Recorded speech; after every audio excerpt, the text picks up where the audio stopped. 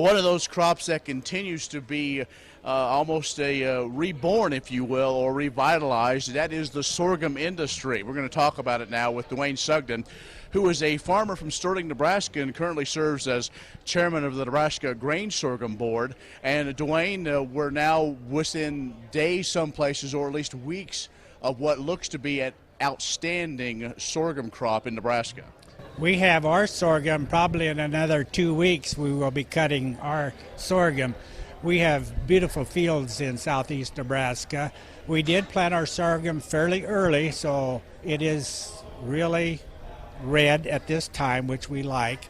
So we're hoping in the next couple of weeks that it will be ready for harvest. So the reports we've kind of heard throughout the summer is it really has had an overall great growing year. Now, we know there's some places that didn't get some rain, so we understand, but on the whole, you have to be very pleased, as sorghum is still that really hot commodity that folks get a chance to maybe look at their neighbor and say, wow, this is something I really need to take a look at. One of the things that we are impressed with is our input costs with sorghum.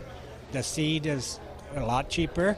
You don't have to put as much into it as corn, but you have to treat it like any other crop. If you want good results, you got to treat it like any other crop.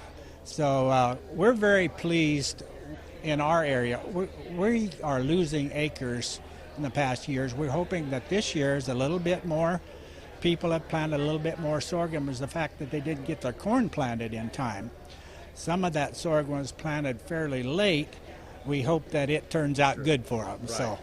All right, let's talk about activities of the Nebraska Grain Sorghum Board.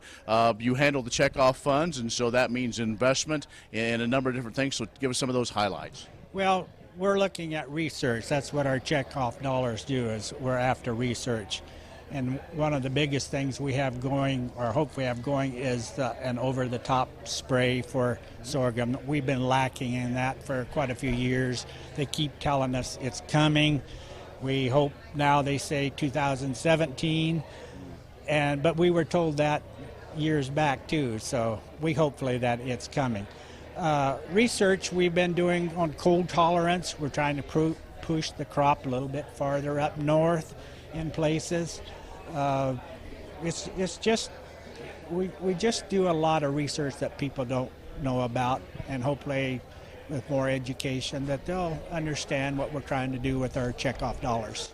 You know, even though sorghum has a gain in popularity because of obviously the economic situation, not only of the inputs, but some of the, well, let's just call it China and some other things, but there's also some other factors. And so I think as folks continue to talk about looking at next year's planted acres, it's not your grandpa's sorghum anymore. This continues to evolve. That's true. With water issues that we have in Nebraska, I think it's a good fit in certain places. We've always said that water and crop insurance has been a very killer of our sorghum industry. Hopefully we can turn some of those acres back into a profitable crop.